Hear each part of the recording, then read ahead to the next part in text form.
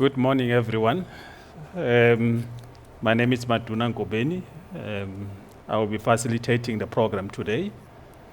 We've got the full team with me today that will help us go through the different issues. But before we go through the different issues, I just want to welcome everyone for being here today. Thank you very much for joining us. I know time is so important to a lot of people, and we will try and make sure that we keep to time, and we try and answer most of your questions to the best of our ability. Before we start with the actual program, I think what we will do today, we would allow the head of the IPP office to give us the opening remarks. And then that will be followed by the different team leading the different sections of the program. But most importantly, with a view of trying to address the questions that you had or that you have submitted. But also feel free to continue submitting some of the questions through our chat box, and then we will try and deal with them as we go along. Before any waste of time, can we ask the head of the IPP office, Bernard Magoro, to come forward and give us the opening remark? Thank you.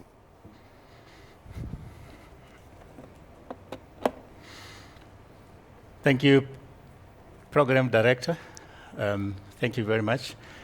And a warm welcome to our prospective bidders that joined us this morning, and their partners, the lenders, the sponsors, contractors, and the local partners as well who are joining us from all parts of the world.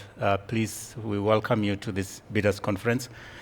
I want to extend the welcome as well to our government partners, the different government departments, and the regulatory authorities who are involved in the program.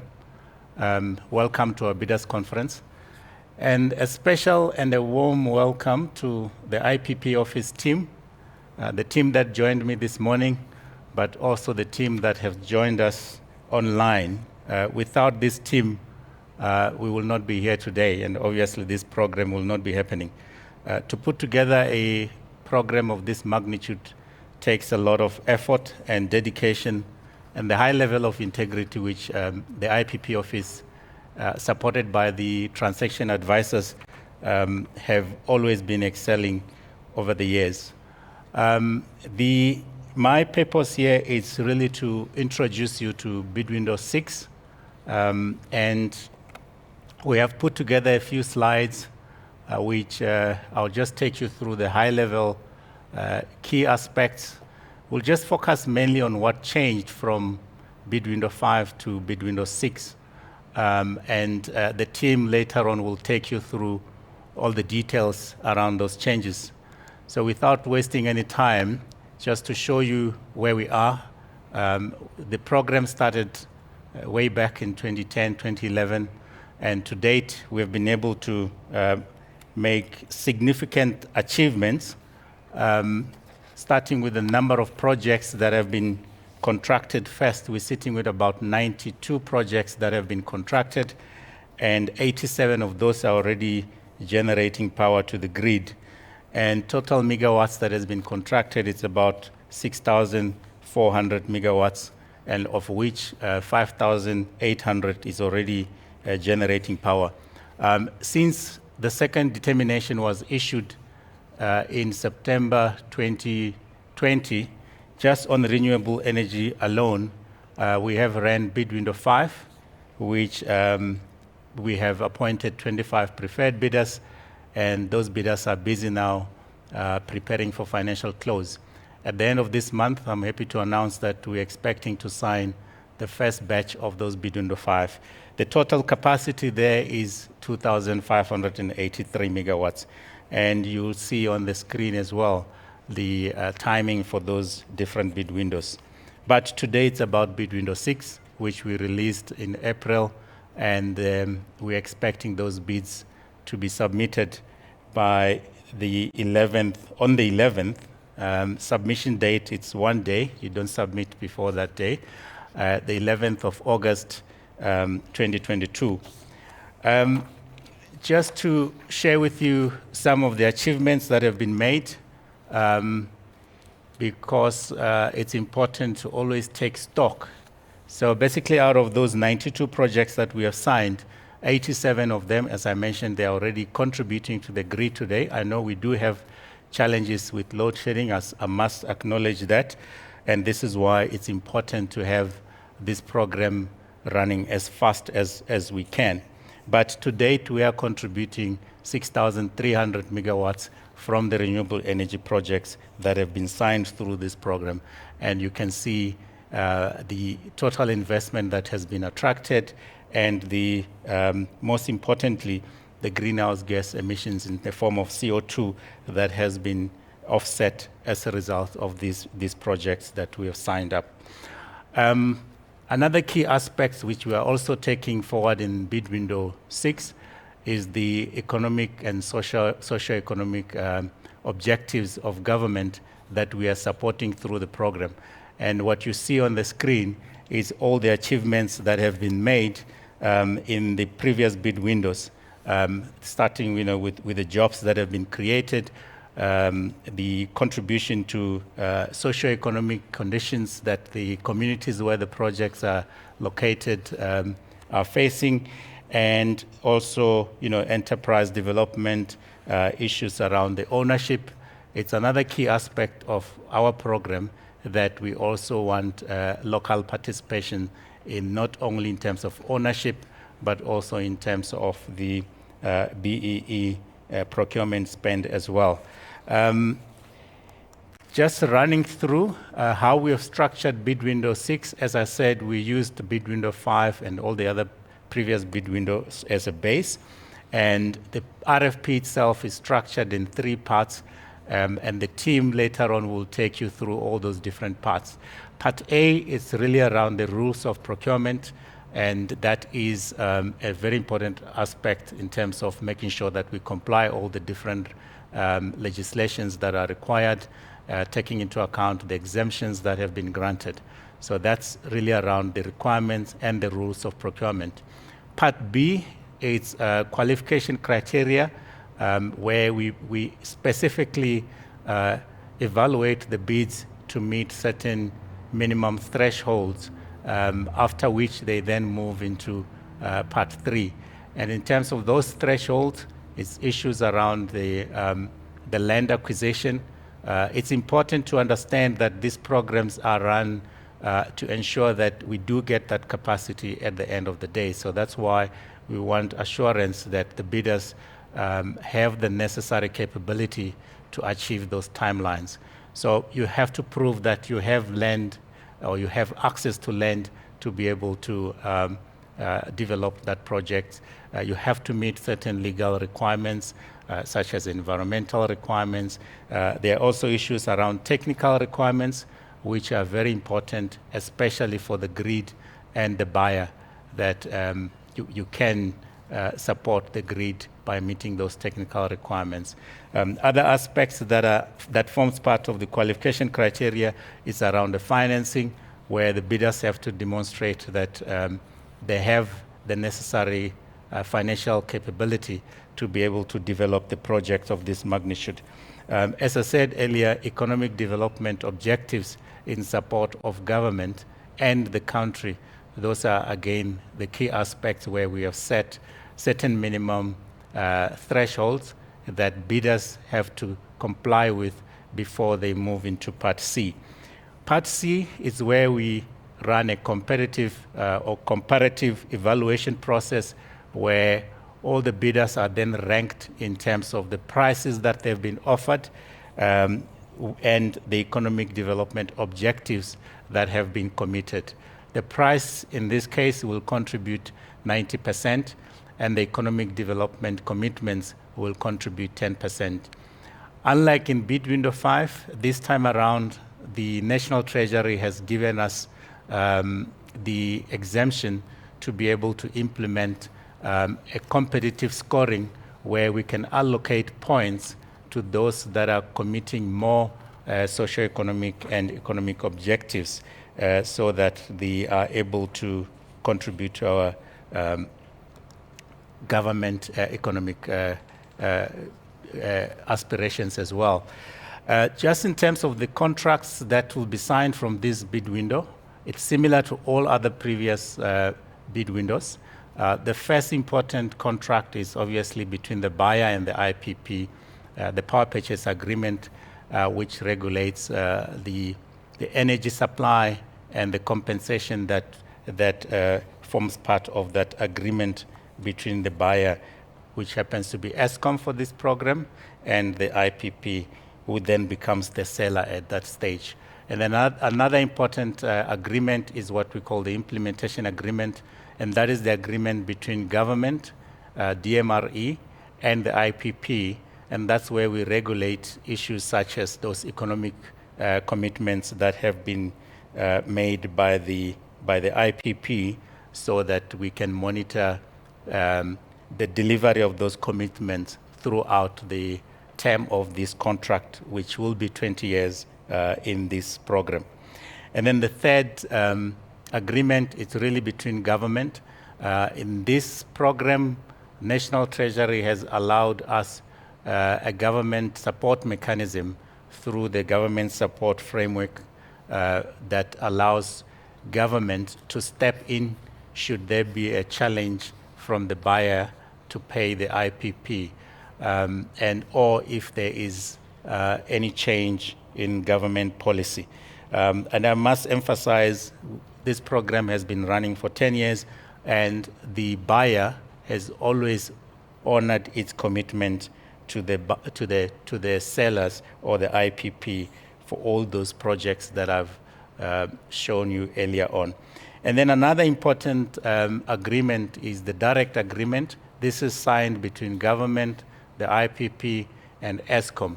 The importance of this agreement is that it allows the lenders to step in should the IPP fail to meet some of its commitments, and therefore the lenders can make the necessary arrangement, perhaps to get an alternative project operator without compromising their investment in the project. And that's another agreement that is also very critical for the program.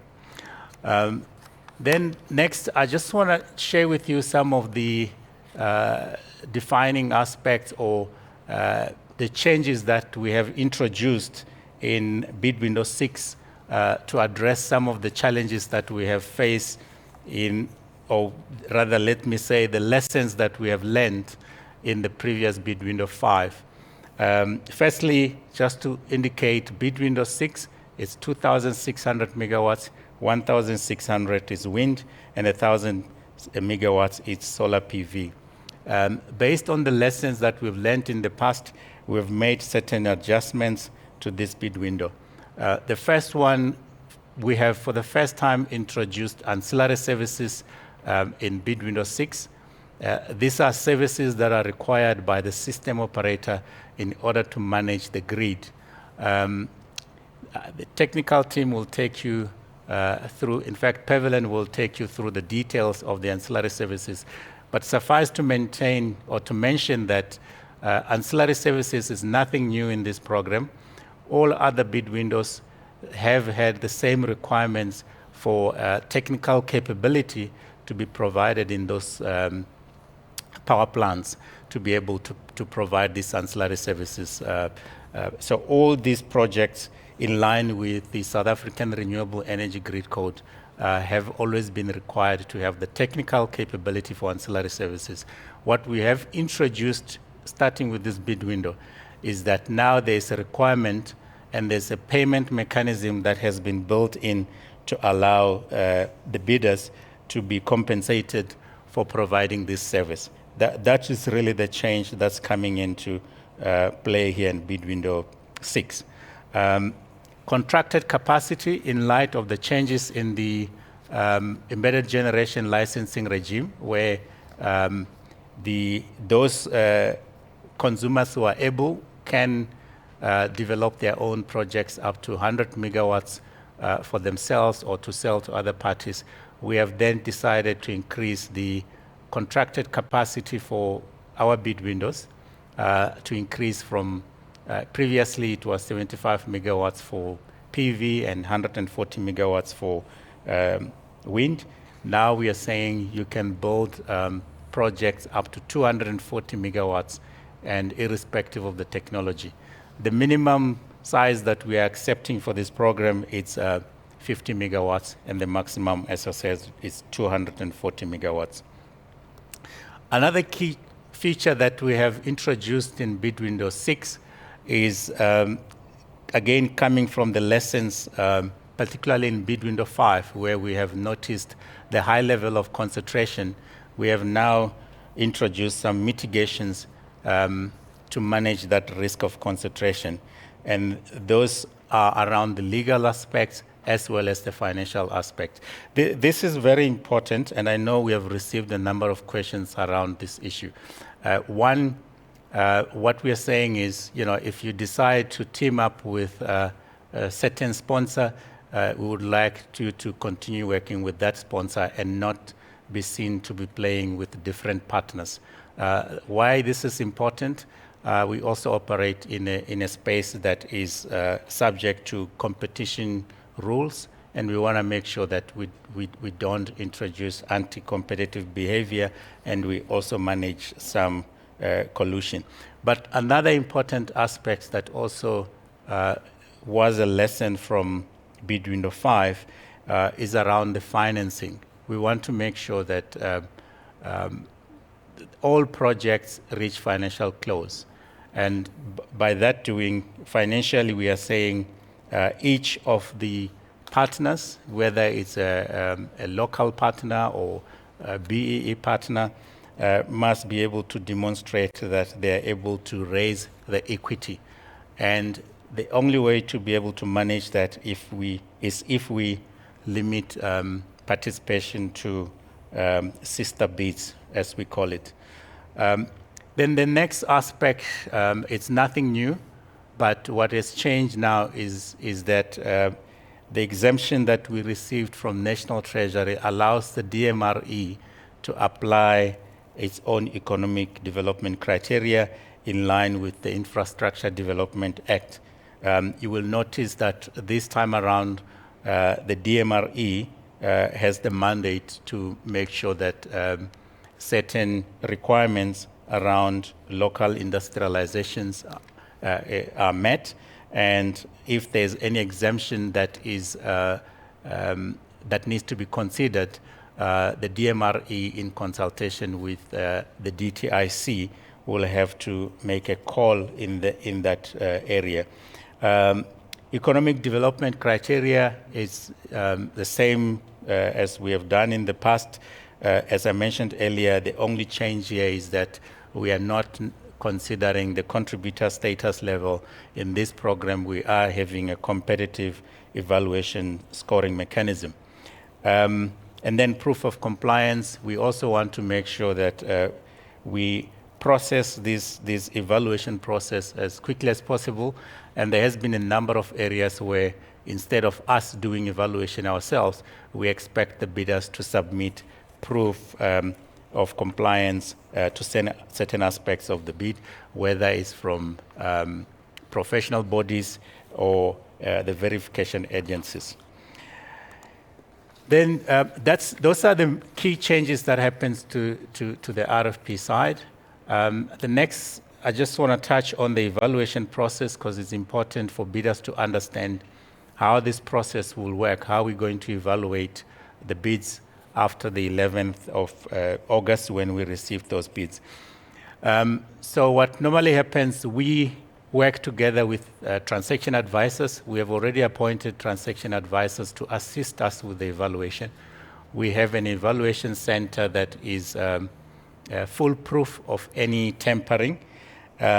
So the first step is that there is an assessment by the different technical advisors, and that assessment is then discussed by the joint interdisciplinary committee of the different technical advisors supported by our team. And then another important part of this evaluation is that we do give bidders an opportunity to clarify if during the first part of evaluation we realize that there may be information that might be conflicting because we've got different parts of the RFP, and you may find that one part is not talking to the other. We do allow bidders to clarify and confirm if what we are receiving or what we are seeing in the bids is the right information. This is not an opportunity to supplement the bid. It's purely a clarification of what has already been submitted. We do not allow supplementing or giving us additional information from what has been submitted. And then once we receive those clarifications, if there are any clarifications that are required, we then do our final evaluation of Part B being the qualification criteria. And out of that, the bids that have met all those qualification criteria will then be evaluated under Part C, where we then compare them based on the price that has been offered and the commitments that have been made with regard to economic development objectives. And then I must highlight that the space that we are in is different from all the other procurement times that we have had. And what is different here is I've just listed 3 areas that we have noticed that there are changes that are impacting our program, and we need to consider these changes carefully, and the bidders as well must consider these changes very carefully. The first one is around the grid availability. Luckily, this time around, before we even released the RFP to the market, Eskom managed to release their grid capacity assessment report, which gave bidders an opportunity to see exactly where is the opportunity to connect their projects and participate in this program. So grid availability remains a challenge, and as we know, the space is now highly competitive. I'm glad that we do have the general manager from the grid access unit at Eskom who will be able to address any other grid-related questions. The second one is the one that we're still grappling with, and it's not just us, it's bidders and lenders, governments, and all other countries are facing the same challenge, and that is to do with the global supply chain for components of some of these technologies that we're looking for. We do understand there's a challenge, and government in this respect, together with ourselves, in fact, we work with all the participants or players in this space, lenders, developers, associations, even the presidency and infrastructure SA is involved, and that is to deal with the local content issue. And in this respect, we are hoping to provide clarity if there's any exemption that will be granted before the 21st of July, so that bidders still have enough opportunity to finalize their bids. The last one I just want to emphasize there, we're working very hard as government to try and streamline all our processes so that the governance and regulatory approvals, do not delay the procurement process, even the construction of these projects, understanding very well that we do need this capacity as soon as possible. So that is the message that even the minister emphasized, that we have to make sure that we, as the IPP office, coordinate all other government departments to ensure that there is alignment and there is speed of execution in addressing some of these regulatory and permits approvals that needs to be granted. And then the last part of my opening remarks is really to highlight that there are more programs coming. Right now, we're finalizing the RFP for storage, which should be out before the end of October. Hopefully, that will happen earlier. The RFP is in a far advanced stage of development, and we are now engaging all the other parties, such as ESCOM, so that we can finalize our governance approvals. The gas program, it's obviously a complex space, given that it's also one of a kind. We have not been in this space as South Africa before. There are many players in this area that needs to be consulted, and we must make sure that all the pieces of the puzzle fits together at the end of the day. So it's taking longer than anticipated, but there is a lot of work that's happening to unlock the gas program as well. Bid window 7, again, we are hoping to release this bid window before the end of this calendar year. It's also under development. At this point, we only have wind under this bid window, but given the challenges that we have, the department is looking at how can we use this bid window to address some of the challenges that we have. The minister has already indicated in the previous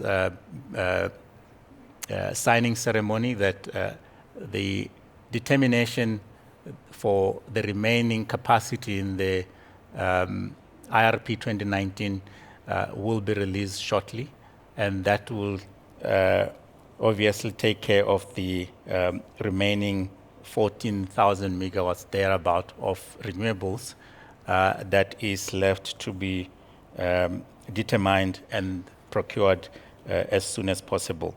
And again, the minister also indicated that the IRP 2019 will be revised very soon.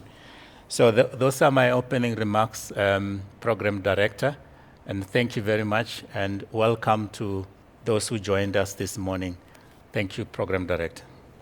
Thank you very much, Bernard, for those opening remarks. I think we're going to go into the presentations now. But before we go through that, I just want you to know who is here. Just going to give them an opportunity to say their names and which divisions they're in. And then we can then start with the presentation after that. Over to you, Lina. Good morning, everyone. My name is Lina Mangondo. I'm head of legal in the IPP office. Good morning. My name is Azwi Mamanyoha. I'm the general manager for ESCOM, and I'm the leader for Grid Access Unit. Morning, everyone. I'm Louis Moyes. I'm the acting head of contract management and economic development in the IPP office. Good day, everyone. I'm Pavlin Govender. I'm the head of technical within the IPP office. Thank you very much, everyone. I will hand over to Lina to take us through the presentation. You see, the thing of having virtual plus physical, I've omitted Elsa now, Elsa, please introduce yourself. Good morning, everyone. I'm Elsa Stradel, and I'll be dealing with the financial aspects for the program. Thank you. Thank you very much, Elsa. Lina, over to you to take us through the legal issues. Thank you, Maduna. Good morning once again. My presentation is going to focus on what Bernard referred to as the concentration risk and how we have addressed that in the RFP for bid window 6. Looking at what is contemplated as in the RFP, we were concerned around the presence of certain members or participants across bids, and hence that has required us to review certain of the criteria in the RFP. Essentially, previously, members, advisors, and lenders were entitled to participate in more than one bid submission, and as a result, the practice had developed where one would typically see members across sister bids and at times in sister bids and at times across sister bids, in that you wouldn't necessarily see them participating in the same family, as it were, but in different bids.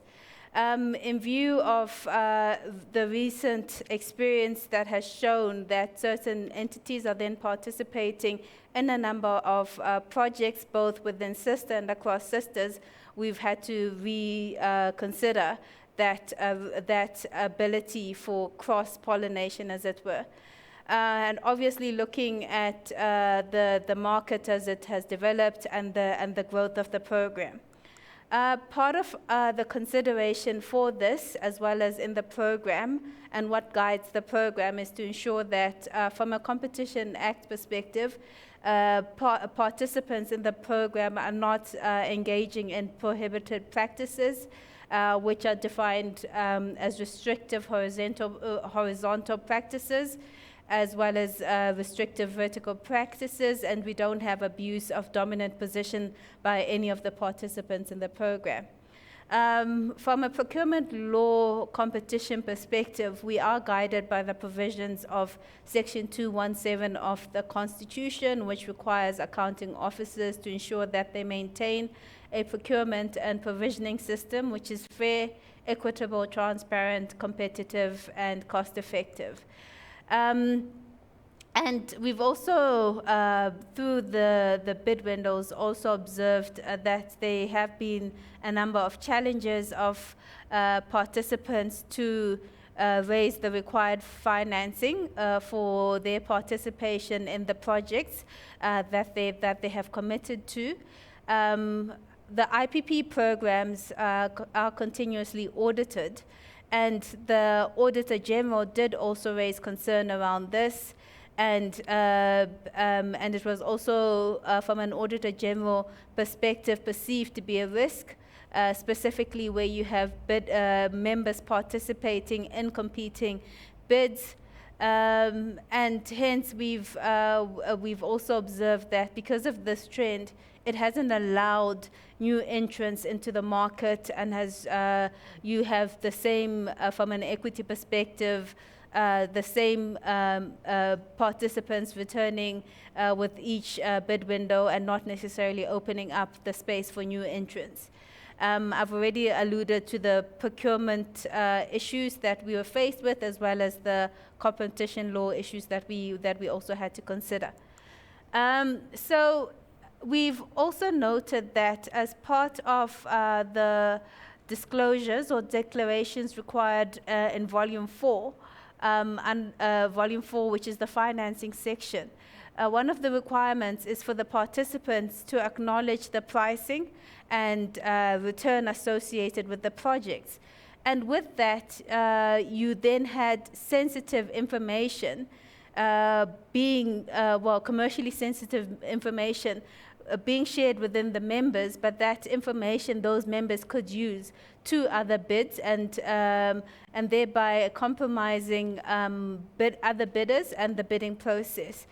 And also recognizing that because of the close proximity that these participants have in relation to the commercial issues that pertain to a bid, it was essentially to a certain extent creating a concern in relation to the required standards for competitive procurement processes. So hence we've had to relook and rethink how we allow participation across bids.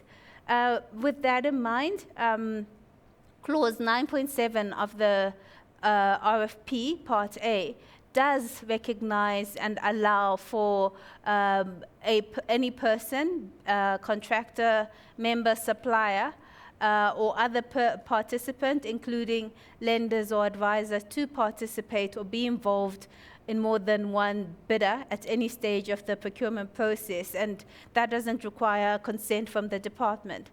However, in the case of a member of the bidder or a consortium submitting a bid response, such participant may only participate in 2 or more bidders where such bidders are comprised of substantially the same entity or consortium members, which we then term affiliated members. Affiliated members or affiliated bids. Such participant is then not allowed to participate in a different group of affiliated bids who are not affiliated to the bids that they to the bid that they have chosen to participate in. It is still the responsibility of each bidder to ensure that it manages the process and any conflict of interest that may arise.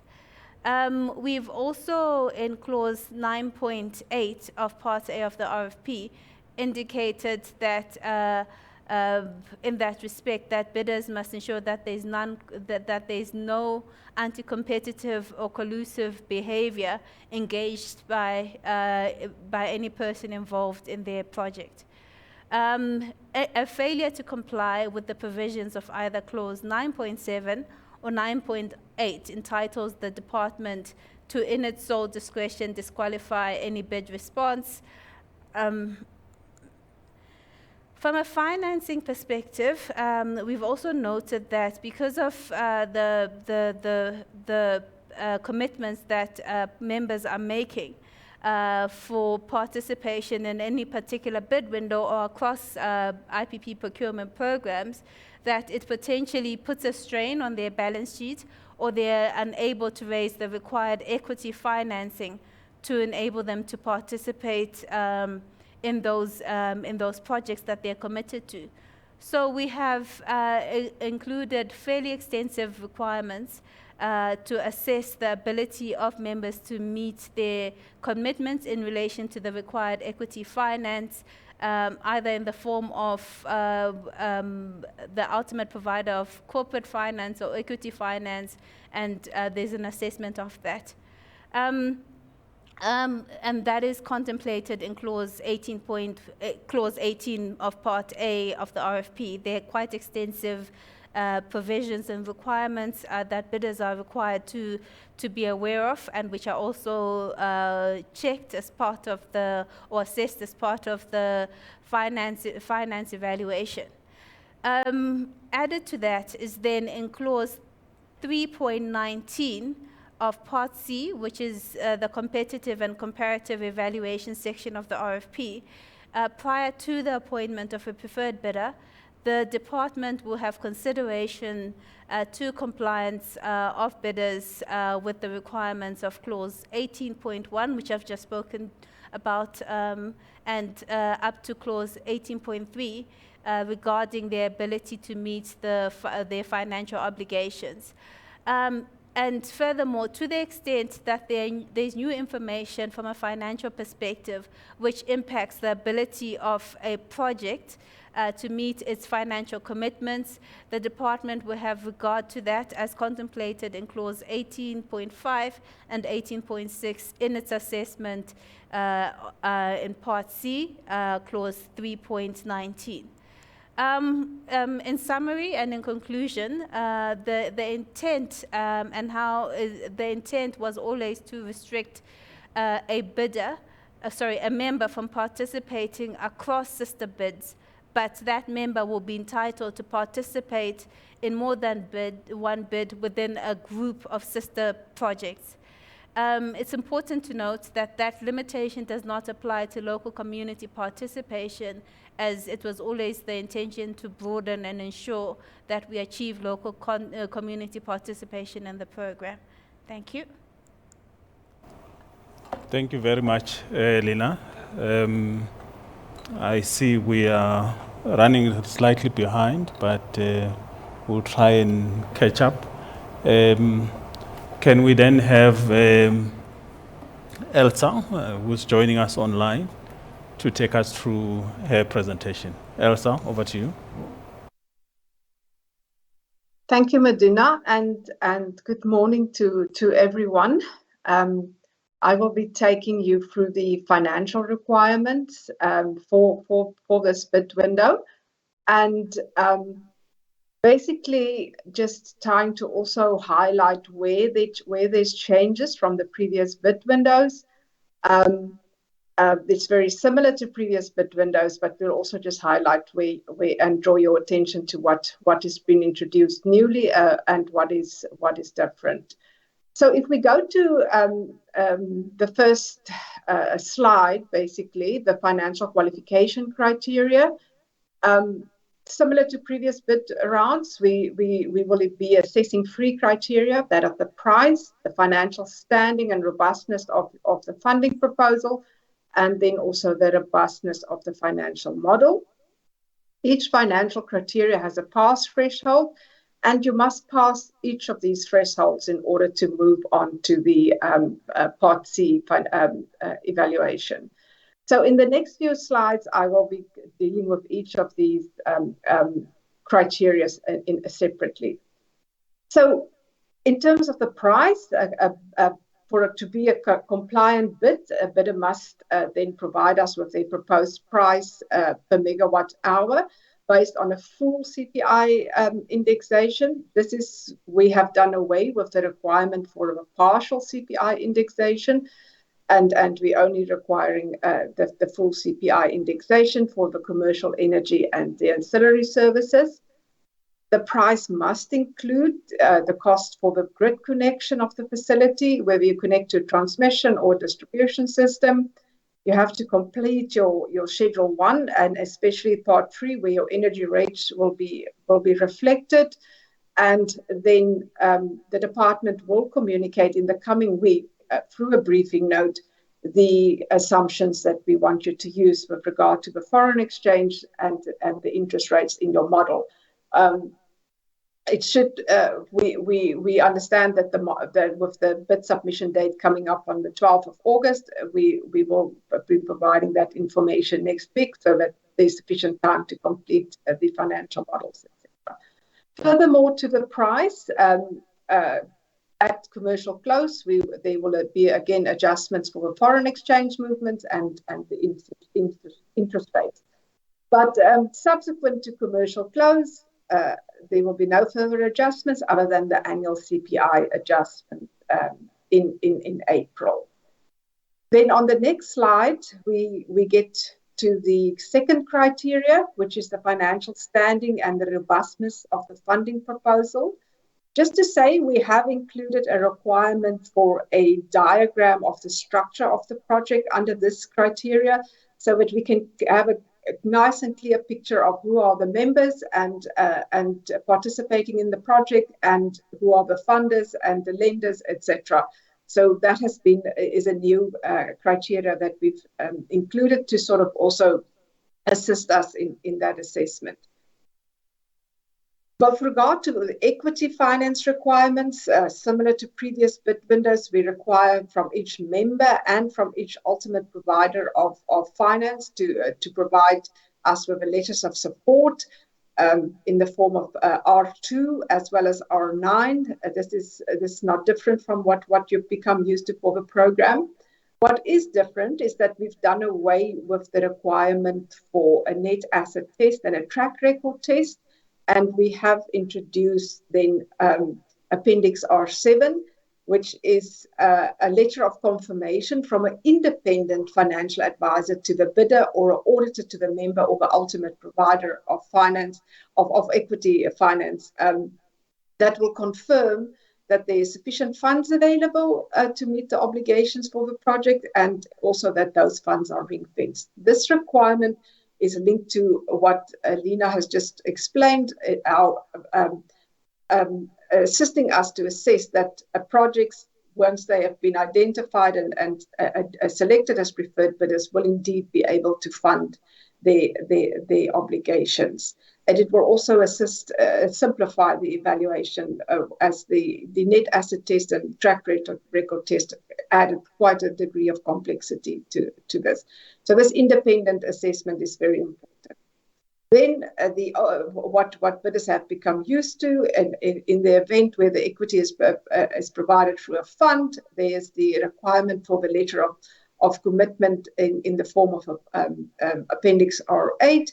And then when an individual is providing the equity finance over and above the requirements for members of R2, there's also Appendix R5, which has to be provided from the banker or a registered accountant for the particular individual that will be the provider for equity.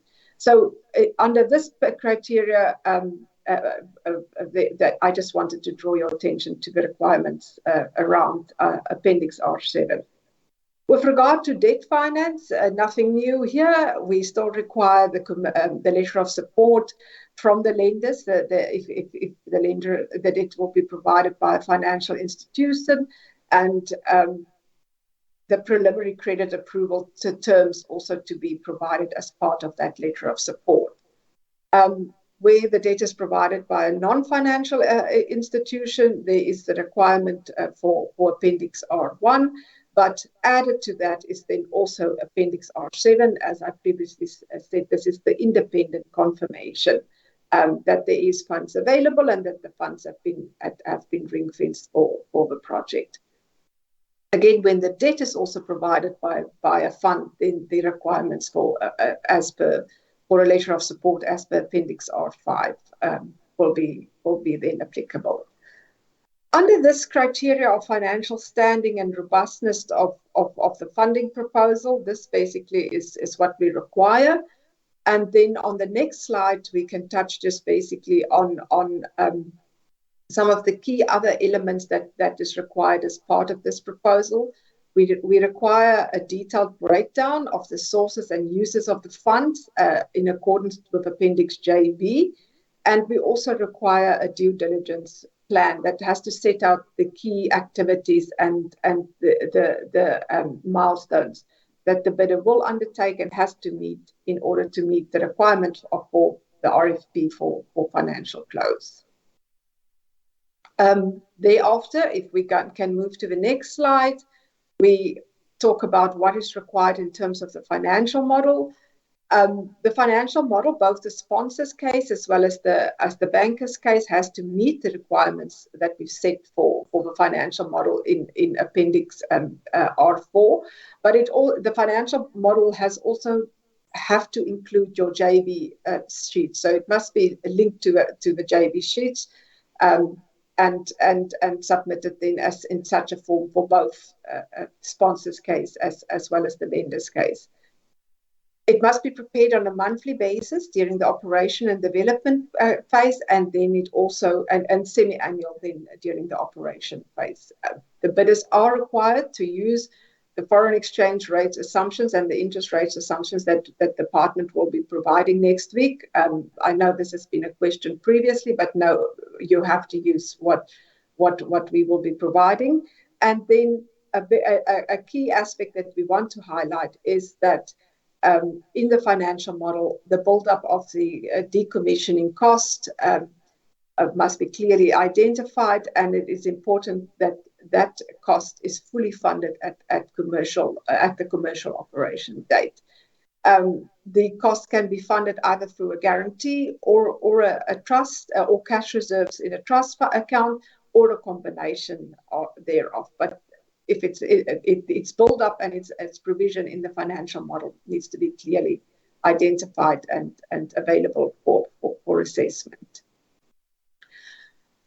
A key aspect of the financial model is also the financial model audit opinion. Here, I also just want to draw your attention to an addition that we now require. We've included a table in Appendix R4A, which has to be completed by the financial auditor and by the model auditor and has to be attached to the financial model audit opinion. For avoidance of doubt, the model auditor has to be independent from the model from the bidder, from the model preparer, as well as any other contractor of the project. We've received queries about what happens if the organization that prepares the model is independent from the bidder. Can that particular organization also be the auditor? And we've responded and considered it that yes, indeed, you can be the auditor as long as there are two separate teams that undertake the preparation and the auditing functions, and as long as that is clearly stated as such in the model audit letter. So that separation of functions and conflict, etc., needs to be clearly identified and clearly addressed as part of the model audit letter. Then I think on the next slide, we basically just want to highlight the requirements for value for money. This is very similar to what you've all become used to as well. So in the opinion of the department, the bid must demonstrate value for money for both the buyer and for government. In this regard, we in Bid Window 5 for the first time introduced the benchmarking exercise. We have sort of streamlined it a little bit, and we require that the information on the cost and the rates are provided to us as part of the bid submission in Appendix JB. And that information will then basically be used to compare against local and international benchmarks, other bid responses, or any other relevant information that is available to the department for us to conclude the assessment as to whether the particular bids provide value for money to the government as well as to the buyer. I think Bernard touched on this previously as well. So once you've passed the Part B evaluation, and only if you pass all the thresholds can you actually proceed then to the Part C evaluation. That will be done on 90 to 10 basis, 90 points for price and 10 for economic development commitments. Exactly how the 90 points for price is calculated is set out in clause 2.53 of Part B, and then how the 10 points for economic development will be determined is also set out in volume 5. So this basically concludes the presentation on the qualification criteria. In the next few slides, what I would like to do is just talk a little bit about the compensation regime under the PPA. It is something that has not changed significantly from previous bid windows, other than for the introduction of the ancillary services, which I will also then cover here. So again, the bidder will be paid a commercial energy payment for all the commercial energy that's sold to the buyer in a specific billing period, and that will be paid at the commercial energy rate, less any forecast penalty deductions. Similar for early operation energy, that payment will, in a billing period, will also be made, and the early operation energy rate is equal to 60% of your commercial energy rate.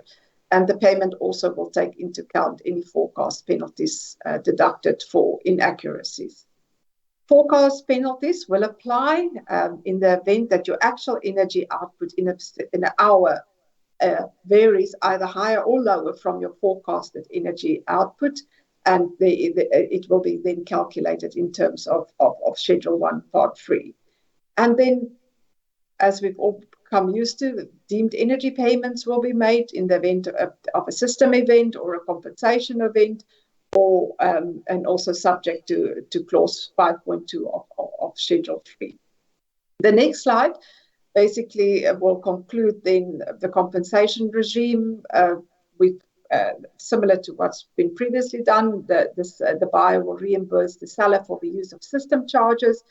There will be no payment for commissioning energy output, and then the new introduction, which is then the payment mechanism for ancillary services. So ancillary services will be compensated at your commercial energy rate, and it will be compensated based on the ancillary services schedule, less deductions for performance areas, for performance issues. In the technical presentation, there will be more detailed discussion around the ancillary services, the provisioning, the scheduling thereof, and so the performance issues. So this basically concludes then the presentation on the financial aspects and financial and qualification and evaluation criteria and compensation under the PPA for Bid Window 6. And as I've indicated, it's very, very similar to what you've become used. Thank you. Thank you, Maduna. Thank you very much, Elsa. We appreciate the presentation, and I think it probably answered most of the questions that people have about finance, because finance is important. Without the financial part of your bid sorted out, you will not be in a position to proceed. It doesn't mean that the other sections are not important, but it's important for the bid to be bankable. Can we move on? The next presentation will come from Louis on economic development. Louis, over to you.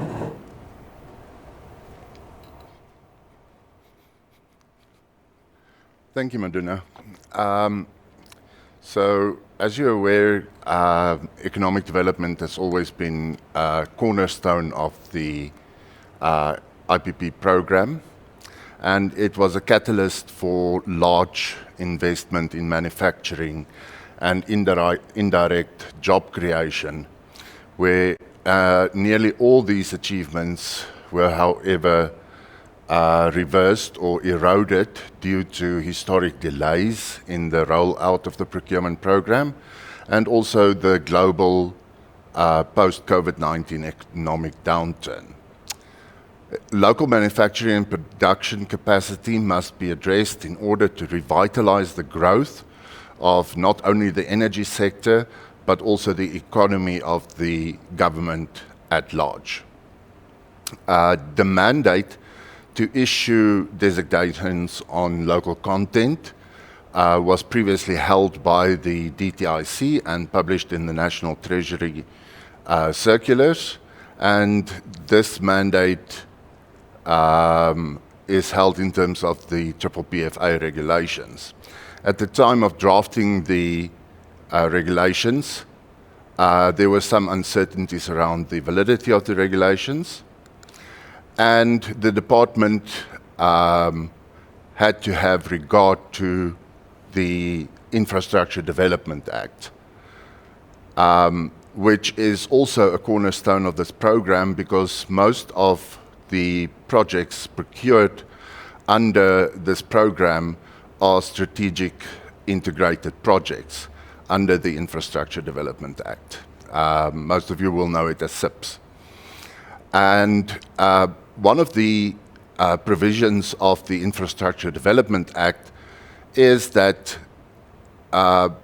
procurement of infrastructure by either a private entity or a public entity must not be concluded only on a transactional basis, but also seek to advance the national goals and objectives of the country.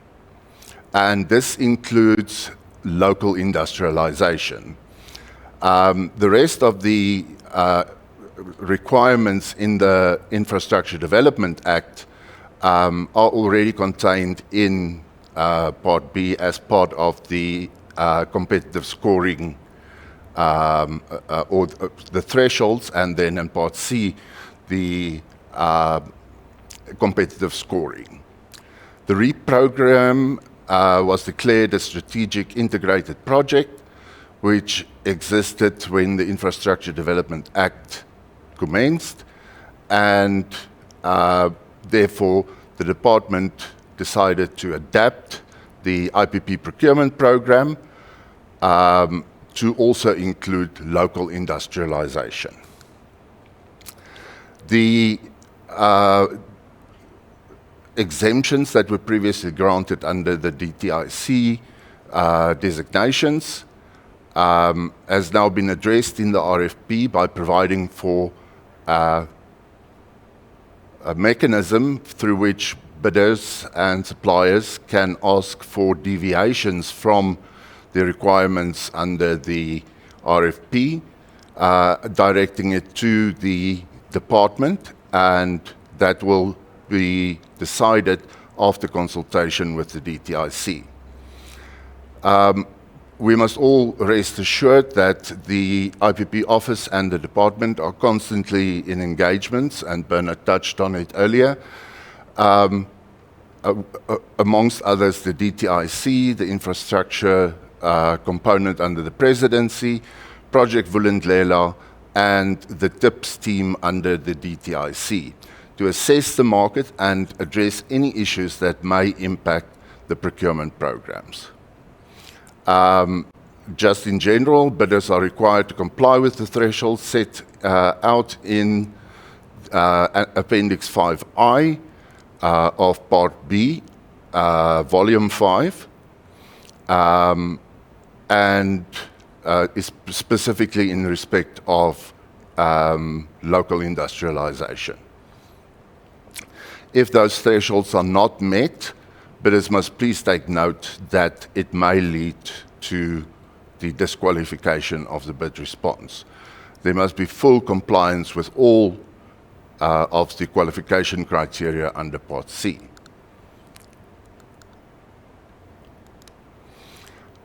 Local community participation has also come up, and other than in the previous bid window 5, threshold has been reintroduced in respect of local community participation and is set at 2.5% as a minimum threshold. Local community participation can be ownership vehicles that benefit one or more communities within the confines of the definition of local community as set out in the RFP. There's always a reference to the 50-kilometer radius, which I have still put out the challenge there for somebody to refer me to the word radius in the RFP or in the implementation agreement, but within 50 kilometers from the project site or the nearest local community, and it has also been broadened to district municipality level. The vehicles that are used for local community participation must be compliant with the requirements under the BEE codes to be recognized as ownership as defined in the RFP and the implementation agreement. Thank you very much. Thank you very much, Louis, for that presentation. As you were presenting, I was listening and I was saying, you know, lawyers, they've got a way of leaving a door at the back. When you present the qualification criteria, I say you may be disqualified. And I was like, oh, okay. But thank you very much for that. Can we then move on? You can continue posting your questions on the chat box. We'll deal with them at the end of the presentations. We've got Pavilion, who will be taking us through the technical issues. Over to you, Pavilion. Thank you very much, Program Director, and good morning to everyone. An overview of my presentation would be that I'll be discussing the program size, the project size, the timeline for the program, the forecast generation requirements, as was introduced by Elsa, as well as the ancillary services, and various aspects associated with ancillary services.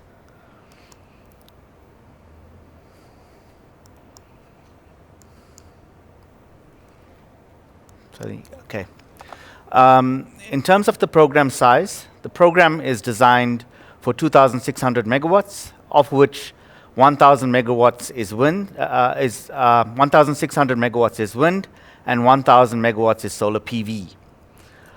With regards to the project size, the eligible project size is for wind, a minimum value that is eligible of 50 megawatts, with a maximum value of 240 megawatts, and the same applies to solar PV, which is very different from our previous bid windows that we've conducted. In terms of the timelines, the projects are we envisaging to have bid submission by the 11th of August this year, and 2 months subsequent to the bid submission, we're looking at being able to announce preferred bidder. 6 months subsequent to preferred bidder announcement, we're looking at being able to go into commercial close, and 24 months subsequent to commercial close, we're looking at having as a long stop date. Each project is anticipated or allowed to have a single point of connection, which is in terms of the standard, in terms of the REIPP programs we've had to date. In terms of the generation forecast, prior to the following day, or the generation dispatch day, by 10 o'clock the preceding day, the generation forecast needs to be provided by the seller to the buyer, indicating every hour for a 7-day period from 0-100 hours on day 1 to 2400 hours on day 7. Each day, what would be for the generation capacity for each hour of that particular day for 7 days. So every preceding day, you will generate a 7-day forecast. The seller can actually provide a revised daily forecast, but no later than 12 hours ahead of that particular dispatch hour. So there is no limit in the number of revisions. However, the minimum period before that revision needs to be 12 hours ahead. That is actually very similar to what was done in Bid Window 5. And similar to Bid Window 5, there is a 10% tolerance in terms of generation accuracy that must be provided by the bidder or the seller to the buyer. And in excess of that particular tolerance, there will be a forecast penalty applied, as discussed in our finance presentation. The forecast penalty will not be applied if there's a system event. And if the bidder is experiencing a system event at that particular point in time, they would be deemed to be compliant in terms of the forecast. This strongly ties back to the ancillary services, which is a new concept that has been introduced in the particular program. Now, the ancillary services will be based on the forecast. So, the two ancillary services that will be provided is the instantaneous reserve and regulating reserve. In terms of the time spans for the operation, the instantaneous reserve is a primary frequency control reserve, and that would be responding within 10 seconds, lasting for 10 minutes. Whereas the regulating reserve responds within 10 minutes, lasting for 1 hour. The limiting factors in terms of maximum utilization for instantaneous reserves is a maximum utilization of 155 events or a maximum scheduled ancillary services period of 1,855 hours. Whereas with the regulating reserve, it's only limited to the number of hours which is 1,855 hours scheduled for the year, the contract year. In terms of the minimum requirement for instantaneous reserves, the requirement would be 3% of the contracted capacity that would be required. And in terms of the regulating reserves, it should be 10% of the contracted capacity. There is a requirement within the procurement documentation talking to the maximum allowable instantaneous reserves that would be catered for. That would be 40%. However, this is not a qualification criteria. The same applies to the regulating reserves. What is a qualification criteria is that the instantaneous reserve maximum capability and regulating reserve capability needs to be provided and disclosed by the bidder at bid submission. In terms of the ancillary services, as I said, it was very interrelated to the forecasting. The ancillary services is going to be based on the forecast that's been provided by the bidder. Now, the available power as part of the forecast needs to be greater than P-min. Now, P-min needs to be the minimum power that the inverter or turbine can actively control the power output. Now, the available power needs to be P-min plus 3% for contracted capacity for an instantaneous reserve, and the available power must be greater than P-min plus 10% of the contracted capacity for regulating reserve to be able to provide those reserves. So in essence, in order to be able to provide reserves, the available capacity forecasted must be greater than P-min plus 13% of the contracted capacity. If the bidder is not able to provide that particular available capacity in terms of the forecast, they should be declaring themselves unavailable. So it's inherent that the ancillary services needs to be catered for within the forecast in terms of the assumption by the bidder. The maximum percentage, as I said previously, is a value that needs to be disclosed by the bidder, but is not a qualification criteria as a minimum value. In terms of the approach in terms of payment, my previous colleague has illustrated how the ancillary services payment will be done. And this will be as part of the normal billing process for that billing period, less the penalties associated with both the forecasting as well as the performance in terms of ancillary services. There can be a scenario where there's multiple requirements of grid services by the project. An example would be ancillary services could be required together with reactive power.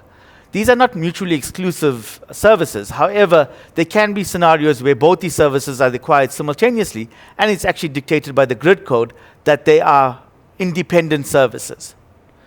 So there can be requirements where both the instantaneous reserve and regulating reserve need to be provided simultaneously, as well as reactive power. In terms of the testing procedure, the ancillary services testing procedure is disclosed within the Appendix 2 of Schedule 12, as well as within the certification and performance of reserves procedure by Eskom on the Eskom website. The communication protocol to be able to be provided by the generator to the buyer, or the seller to the buyer, is dictated to by the Information Exchange Code as part of the South African Grid Code, as well as it's captured within the PPA in Appendix 5, A5.5. In terms of the AGC high limit value, the AGC high limit value that would be disclosed as part of the communication protocol would be the maximum generation forecast for that particular generator. Now, what would actually happen is that even if the P available changes, the regulating range of that facility needs to be held constant. So even if your initial forecast is, an example, 70 megawatts for your P maximum or P available, that will be your AGC high limit. And if your AGC low limit is 50 megawatts, for example, that range needs to be maintained irrespective of whether you achieve the AGC high limit or the P available limit. In terms of the calculations for the energy output during an instantaneous reserve event, now that has been discounted within the calculation. The reason why it was discounted is because the duration, as was indicated, is actually a very short duration compared to a regulating reserve or compared to the normal energy dispatch. So it becomes quite a negligible value to be able to factor into the calculation. Hence, it was neither factored into the energy absorbed in terms of when instantaneous reserves need to be absorbed by the system, or output by the system. So therefore, that has been taken as a very small value, and therefore it's negligible within the calculation. In terms of the measurements for the ancillary services, it would be done by the SCADA. And as was discussed around the communications protocol, the SCADA would be used to measure the performance of the ancillary services. However, for the energy services that's provided, the main and checked meters within the billing system would be utilized. Now, the SCADA information set would be confirmed by the system operator on a monthly basis as part of the protocol or communication with the system operator. Sellers, as discussed previously by the previous presenter, would be compensated for the ancillary services provided, and the energy that would be evacuated would be done on a self-dispatch basis, and ancillary services would be paid separately in terms of the billing process. Any ancillary services that's not utilized is not allowed to be sold to a third party or another load during that particular period, as the entire facility is being created for the sole purpose of supply to the buyer. Thank you very much. Thank you very much, Pevelyn. Thanks for that presentation. We appreciate that. The next presentation will come from ESCOM. Thank you very much, Azwi, for joining us and help us with the grid issues. Grid is one of the challenges that we are faced with these days. When we started the program, grid wasn't an issue, but now it has become a serious issue that we need to pay attention to. Thank you, Azwi. Please go ahead with your presentation. Okay, no, thank you so much. Program Director. No, you are right. We are being faced with more technical challenges than we faced them before. But nevertheless, we have got a very good team that is really addressing those issues. And the bidders are aware that we are working very hard to make sure that we answer the questions that they have and also to assist them so that they can be able to connect to the grid. Right now, I'm going to talk to some of the constraints that we have in the grid and what are we doing at the moment to make sure that our grid is accessible. If you can look at this graph that we've just displayed here, you will see that most of the resources, that is wind and solar, are mainly located on the Cape side, and the load centers are mainly towards Gauteng and KwaZulu-Natal and towards the east.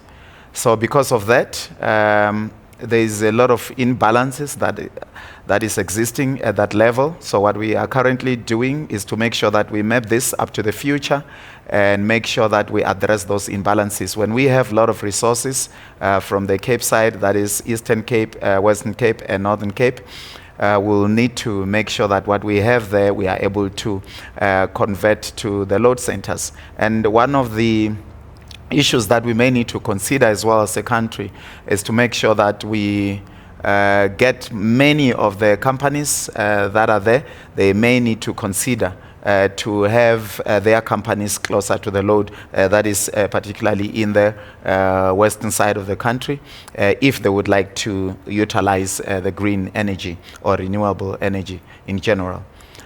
If you can see on the slide that I've just projected, you will see that there are many substations that we are still contemplating of building. There are those that are under execution right now as we speak, and we have indicated them in green. And those that are indicated in light blue or sky blue, there are projects that are in development, and those that are in ocean blue, there are those that are still in concept. So basically what we are doing, we have already anticipated the load through our forecasters and planners that this is the trend. And already the bidders as well are aware that the resources, the renewable energy resources, are mainly concentrated on the Cape side. And what they need to do, maybe they need to consider something else that I'm going to flight in the next slide. In this slide here, you will see that where we have put in the black dots is an indication that where they are, we don't have capacity. The capacity is limited, as has been said by the chief there on the IPP side. He has indicated that we're starting to reach the limit because of the GCCA that has just been GCCA 2024 that has been released last year. It indicates to us that of the 5 gigawatts that we can be able to accept into the grid, we have got an appetite of about 57 gigawatts that is available in the Cape. But if you look on the right-hand side of the South African map, you will realize that of the 14 gigawatts that we have, there is an interest of about 8.5 gigawatts. So which means that there's still available capacity towards the eastern side of the country. So what we need to do is to focus on the sky blue lines there, sky blue dots, where if you would like to connect to the grid, there is still enough capacity, about 0.3 gigawatts of capacity that is mainly in Limpopo and in Mpumalanga. And also, if you can go down to the coast, towards KwaZulu-Natal. We are still having capacity there that can be utilized. So this is just an indication to the bidders that these are some of the opportunities that you have. Unless more companies can migrate towards the western side of the country, it may be necessary that we go towards the east and make sure that we put in capacity in there. So there is still enough capacity in Limpopo, enough capacity in Mpumalanga. So this is what we had already done as well. Maybe before I go to that, let me talk to you about the process that we follow when we do the grid access, particularly when we evaluate or when we request the bidders to pay for the cost estimate letters and as well as payment for the budget codes, which seems to be a challenge. But nevertheless, with the CELs, if we pay in time and we do all our work in time, there won't be any panic. But panic normally comes when the bidders will request the information late. So all those that do their work in time, they are able to be assisted in time. And that is why we have even suggested that we needed to have a cutoff date where we are able to guarantee that those who have applied within that cutoff date, they are able to be assisted. So don't be confused by the whole process map there. But one thing that you need to consider is one which is written in ocean blue, the CRA, DRA, ERA, and FRA. These are some of the acronyms that we use within ESCOM. But CEL, you are aware of it. Once you have your concept ready after you have paid your CEL, then you are preparing for your budget code, which we call it a DRA stage on our side. But once you do that and you give us the designs, you are able to be assisted in time. And one thing that I want to amplify here is that majority of the projects that have already paid their CEL and received their quotation and payment, everything done, you will find that they are supposed to be following the self-build process. Self-build process means that the bidder themselves, they will use their own EPC to make sure that they put the infrastructure on the ground.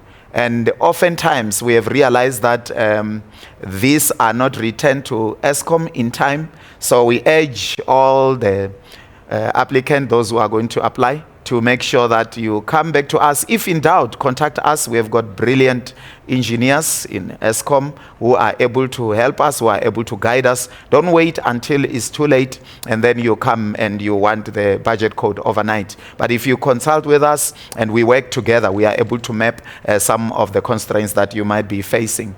And once you have done that and you get your budget code, then you follow the process until you start the implementation of your designs. This is what we had done at ESCOM to make sure that we accelerate. There was a talk that grid access unit was inhibiting or was a constraint with regard to the connection time. And I can tell you, and I can guarantee to you right now, that besides the times that we have contracted with NESA to make sure that we assist you with a CEL in 90 days, as well as the budget code in 120 days. These we are able to do provided we are given information in time.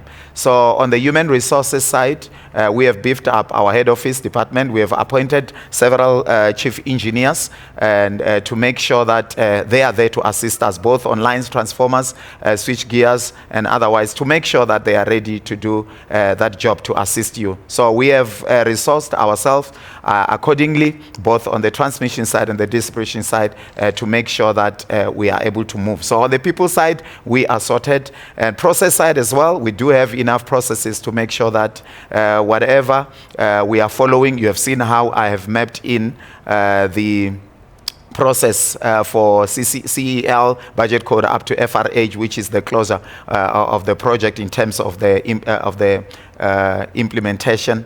You will realize that the process is well outlined, and then the systems as well that we are using, they are quite reliable. And we have realized that one thing that we were missing was more on the stakeholder point of view. We were not really communicating as we were supposed to have, but you will realize that recently we have decided to engage government departments as well. We have engaged the association, both the wind and the solar associations, to make sure that everything that is there, it needs to be addressed. And we also work with several government departments to make sure that whatever we do, we are in a better position to assist you and also accelerate the process. So basically what we have, in order to be transparent, we always communicate this to the IPP office as well as our stakeholders, and this is what we are going to tell you on the risk mitigation.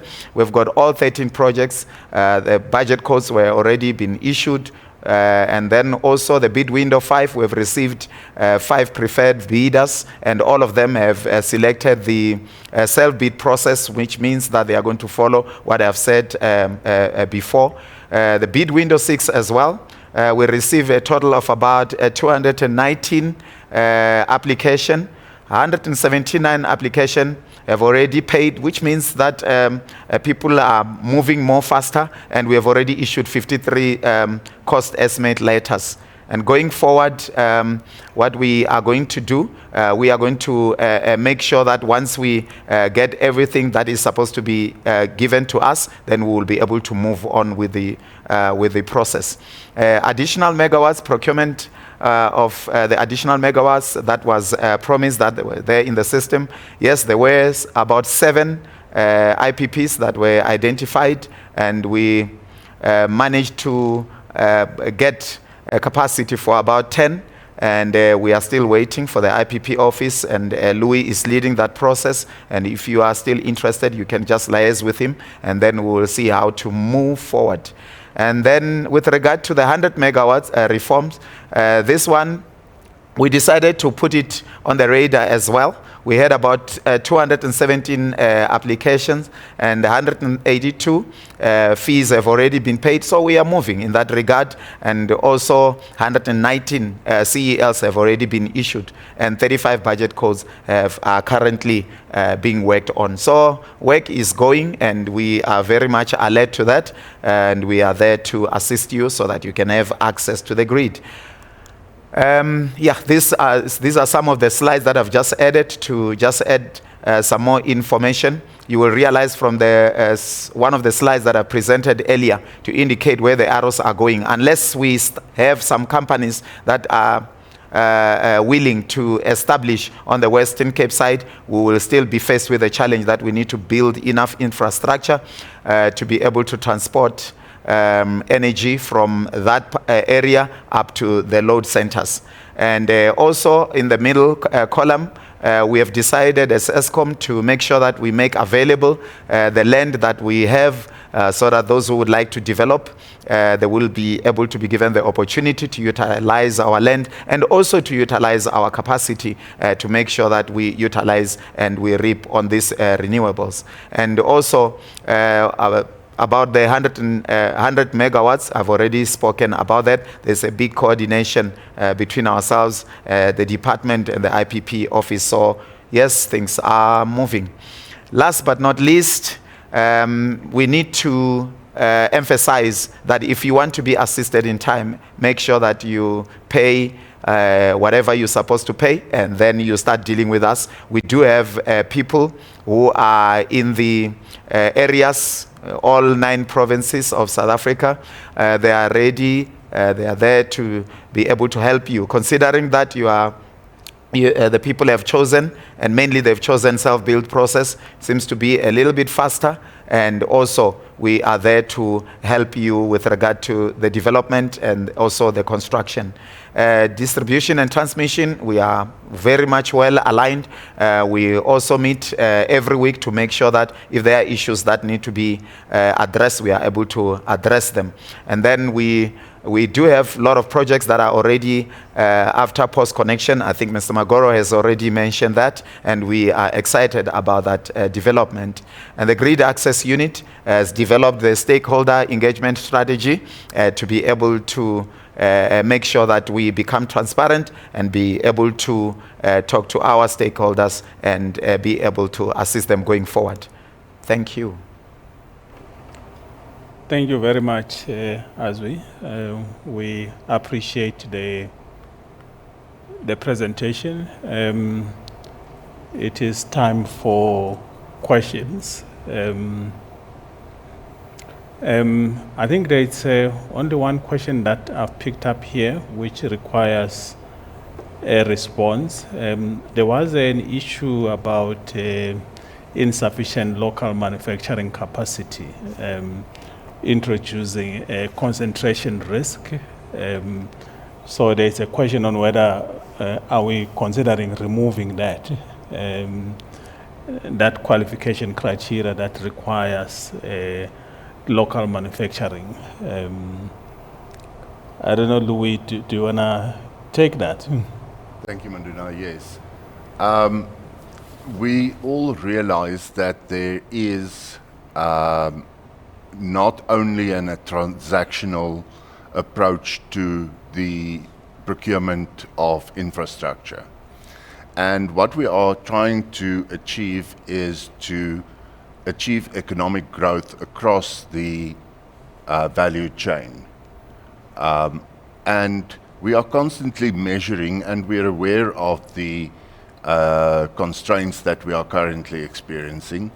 There are studies being done by the infrastructure unit within the presidency, together with the DTIC, and we have also provided some data, and they've also engaged with some of the developers in the previous bid rounds, as well as the industry.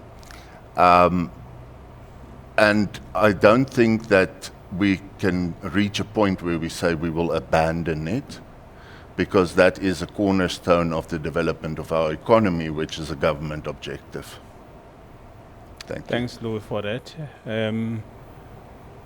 There are a couple of questions that I will try and go through them quickly. I know we have run out of time. We are 15 minutes behind. The first one, I think there is a concern that we did not provide enough platform for empowering emerging businesses through this program. Maybe I should throw this one to the head, to the head of the IPP office. Bernard, do you want to address that one? Yeah, thanks, Program Director. Yeah, this is a difficult one, but I must say, in every program, especially the last 2-3 programs, we have endeavored to keep on increasing the thresholds for the different elements of the economic development aspects of the program. And it's across the board. Right now on Bid Window, from Bid Window 5 onwards, we've got all 7 elements aligned to the requirements of the grid code. We brought in the skills development, we brought in black women participation, we actually even requiring bidders to comply with the representation at management level for the different levels of operations of the business. It's an area that we will continue to address. It's not perfect. In fact, the DTIC minister challenged us with the 10% threshold for black women participation to say we need to up that to align with the codes. So yes, I admit that it's probably not at the level that people are expecting it to be, but we are continuing to address this area with all subsequent bid windows. But thanks for the contribution. We will definitely continue to engage all stakeholders to make sure that there is an understanding, because our expectation, I must also say that, our expectation is that participation should not be just be around numbers. We expect active participation, and that's the only way we will be able to address all the other socio-economic challenges that we have in the country. Thanks, Program Director. Thanks very much, Bernard. I suppose your question, your response also answered what was asked by Ntsiga Energy Group in terms of women participation or prioritization of women in the program. They were also concerned that women are not being prioritized, but in particular, they were asking how would women be prioritized through this program. And then, Elsa, I think there's a question around Appendix 7. And in particular, I think it's referring to paragraph 6, on whether you confirmed what exactly is required to demonstrate a sufficient fund is available for the project.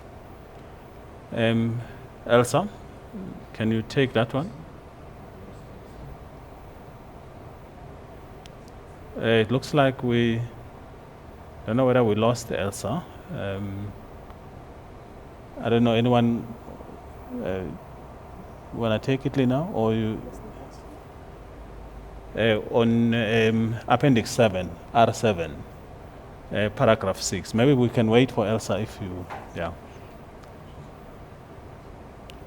Okay, I see Elsa, we lost Elsa, but we can always, it's a financial question, we can always respond to it in writing if needs be at the right time. We'll always respond to all the questions through briefing notes.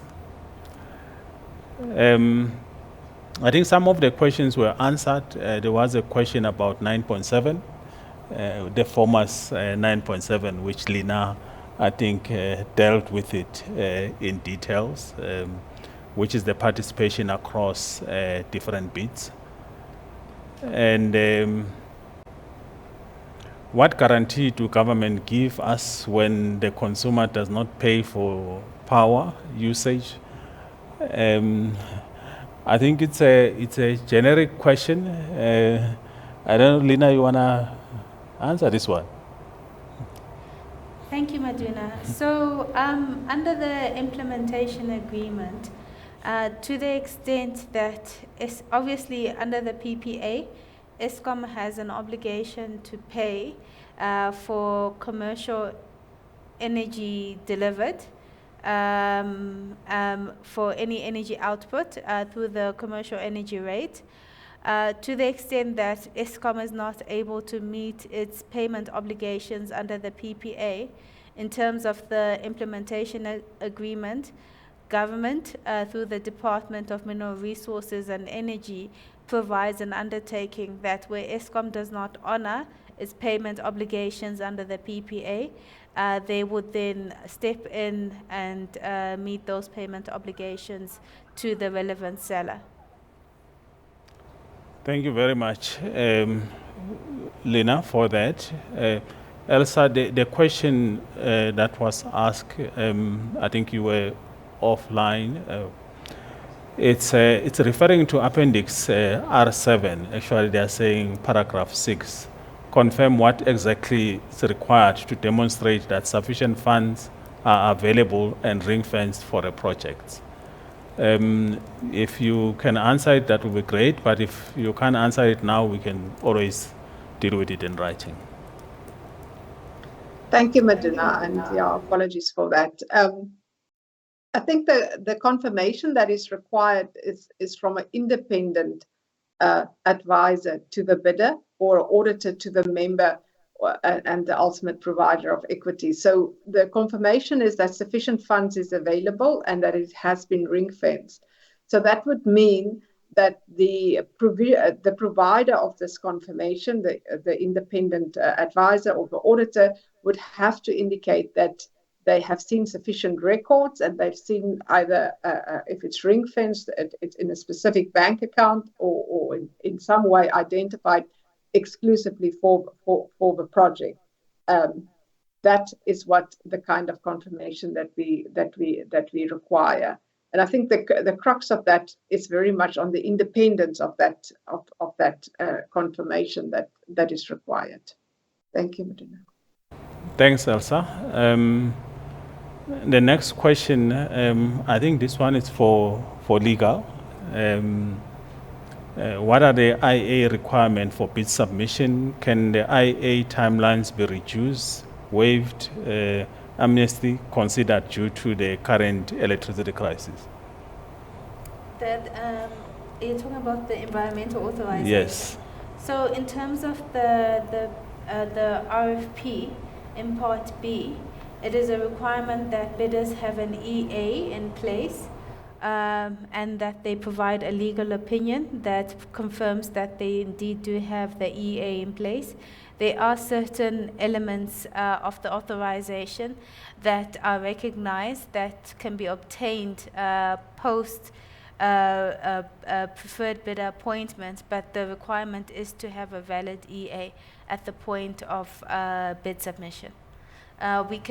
Because obviously of the timelines for execution of these projects, when I talk about execution, the timeline between bid submission, announcement, and closure through the signature of the PPA and IA, and then construction, we're not able to provide any relaxation of that requirement, as the EA is actually one of the long lead items.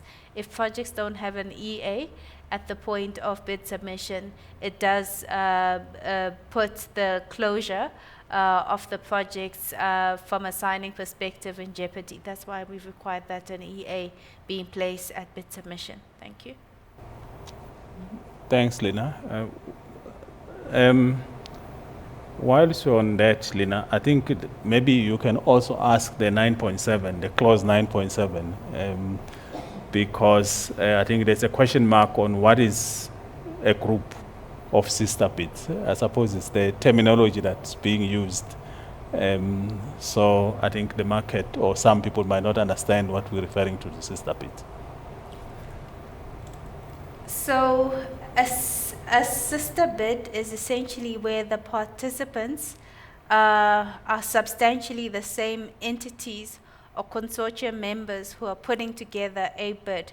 To the extent that those entities or consortium members also then put together other bids, those are so-called sister bids for purposes of the RFP. Okay, thanks then. So in short, you are saying it's a consortium with a number of bids in a particular bid window. So those ones will be referred to as sister bids. That's correct. Thanks, Lina, for that. Louis, local content, I think there's a question here on what is the local manufactured, what is the locally manufactured solar panels? I mean, it's what's the threshold for those local manufactured solar panels? So Maduna, under the local industrialization concept that has been introduced, threshold of 15% is indicated in Appendix 5I. And that, just for clarity's sake, means that 15% of each panel must be manufactured locally, and that can be made up of stringing, framing, lamination, etc. But this one, Louis, does it mean, I understand we would qualify people on the basis of local content, but the threshold, we don't give people points for going above the threshold on the So with local panels. industrialization, you are compelled to reach that threshold that was set out in Appendix 5I. Okay. Thanks very much, Louis, for that. Then there's also another question, I think it's for you, Louis. What is the understanding that the 10 points available to EDO as is located between the EDO elements? Please describe how the bids will be evaluated for each element. I'm not sure if I follow that, but I'm sure you would understand. Thanks, Madina, yes. So Appendix 5I that's included in the RFP sets out the weighting that's allocated to each one of the 7 elements. And under the sub-elements, the score, the maximum score for each one of the sub-elements is also set out there.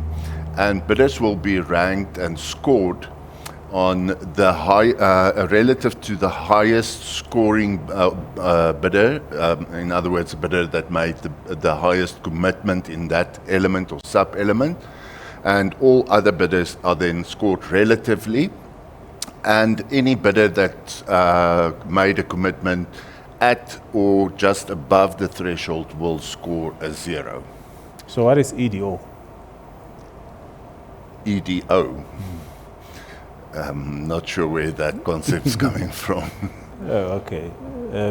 Because I think it's an abbreviation. That's they've used. the ED obligations. Oh, Yes. okay. Yes, yes. Okay, thanks for that clarity. I'm Thanks. sure it's clear to everyone now.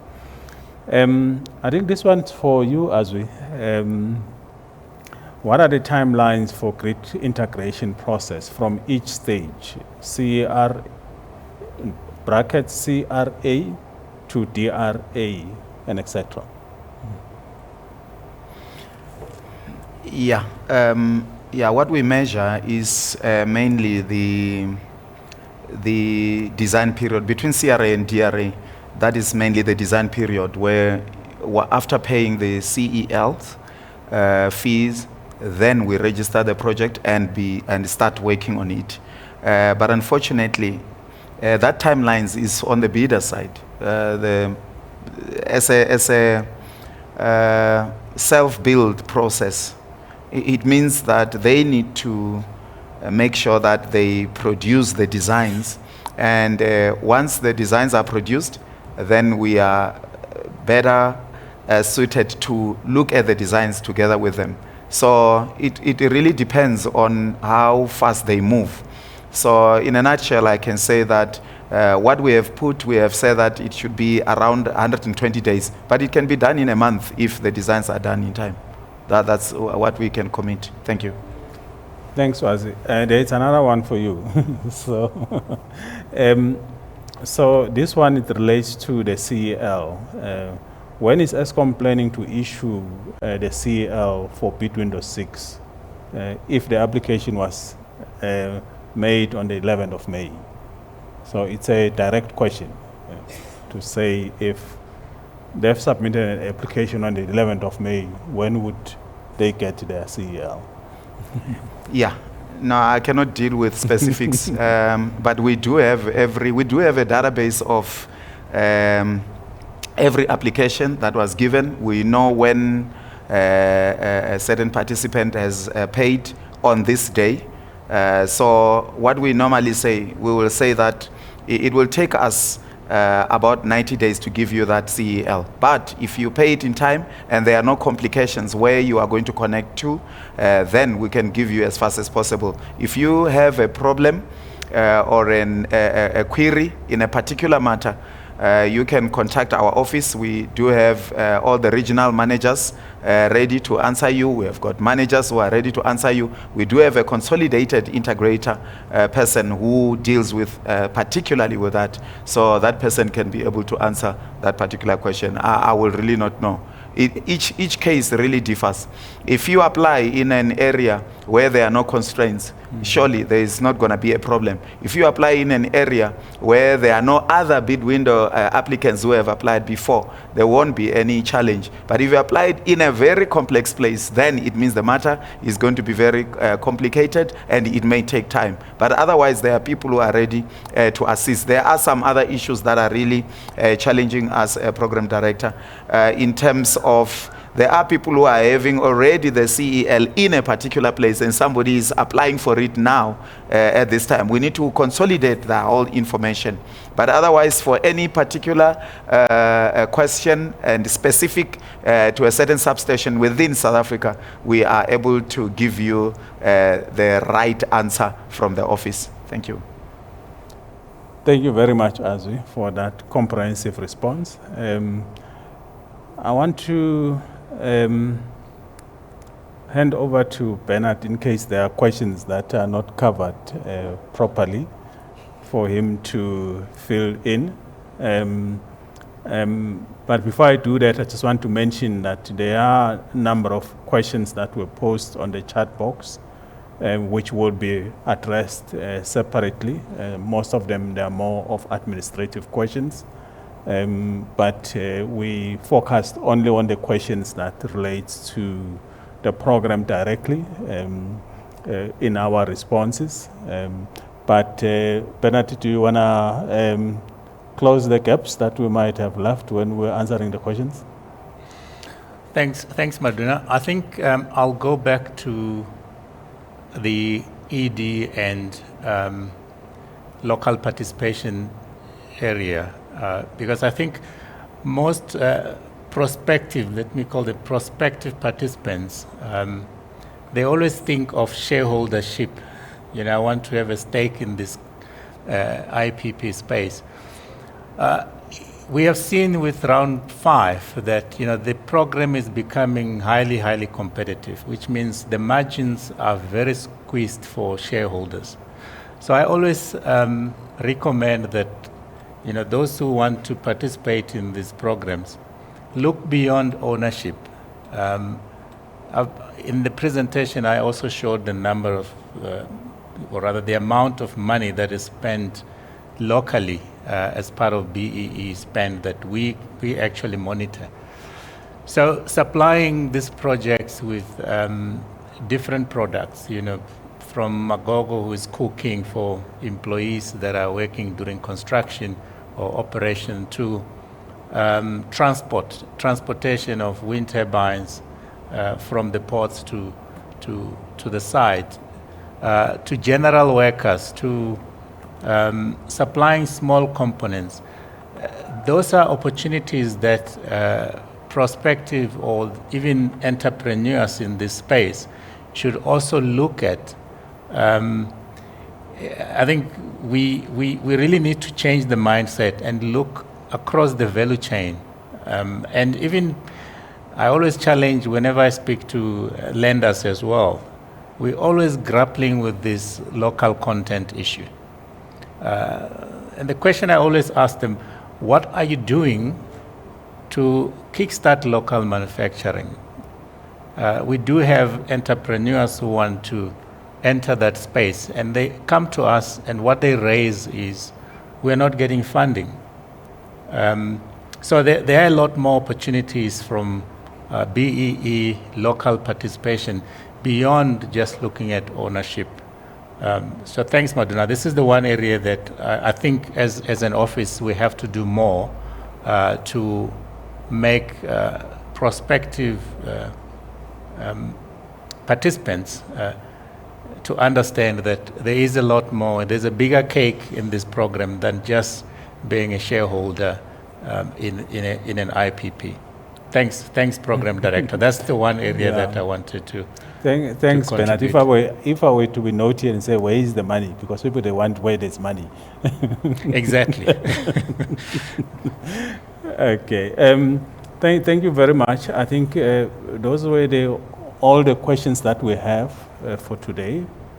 But just to mention that those questions that we responded to today will also be answered in writing. We would answer all of them in writing, and also those that we did not cover today, we will also get them in writing, and then we will then issue them through a briefing notes, which is our normal process of addressing questions. And I'm happy to say we managed to save some time. So thanks to everybody for being brief in terms of their presentation. Because we have some time, I would like to give each and everyone just to say a few closing remarks before I summarize as the program director. Just in terms of your observation, and also maybe if you feel there are certain things that were not covered in the presentation, but you are burning inside that you feel it should have been mentioned. So I would like to do that. I'm looking, because it's not part of the program, and if I'm not ambushing anyone, Lina, she says I'm ambushing somebody. So I'm not gonna start with her. So I'll start with Louis, and then move towards Pavilion, and then I come back to Lina, and then Bernard will have the last bite. Louis? Thank you, Maduna. One thing that I always say is that economic development, socio-economic development, and enterprise development are things that are very close to my heart. And I want to encourage bidders to not bid around thresholds or for competitiveness only, but to remember that that is a commitment that they are making for the next 20 years, where we are all partners in growing the economy, in growing our communities. And we want to also say that we are in the process of increasing our monitoring, compliance, and contract management capacity in the office in order to ensure that those commitments are the commitments that flow to the communities and to the vulnerables. Thank you very much, Louis. Thanks for that. I appreciate. Pavilion, you managed to get away with no questions, so. Yeah, I've been lucky this time. What I'd like to say is that there was one aspect that I did not mention, and there have been a few questions around it. It's got to do with the cost estimate letter and the size of the application for the cost estimate letter. And what I mean by that is some of the bidders have said they've got 3 cost estimate letters at 75 megawatts. Can they use the 3 cost estimate letters to justify a 240 megawatt plant as a connection? And the answer is no, you can't, because each cost estimate letter is dealt with in isolation of other cost estimate letters. So if you are looking for a value of 240 megawatts, you need to have a cost estimate letter that proves that you can connect at 240 megawatts or larger. So a larger value of a cost estimate letter would be able to qualify for the 240 megawatts. So that's just one point of clarity. You can't take the smaller cost estimate letters in terms of capacity and add them up and say that it'll suffice for a larger project. But I think in terms of any further comments, in terms of the ancillary services, definitely it is a new requirement from a service. However, within the grid code, as was mentioned by Bernard, it is a requirement that the facility or equipment must be able to perform in that way. So the grid code requires that ancillary services could be provided by that particular wind turbine or solar PV setup. So it's not a new technical, you could call it specification from a grid code perspective. It is, however, a new procurement mechanism. I think I'd like to conclude at that point. Thank you very much. Thank you very much, Pavilion, for that. Lina? Thank you, Madina. My plea to everyone is to please apply your mind fully to the clarification questions and ensure that you get those to us prior to the closing date. I think the closing date is 14 July. We will not be receiving any clarification questions after that, and we'll endeavor to ensure that we respond by the 21st of July. Alma is just signaling to me. And also just please apply your mind to the qualification criteria.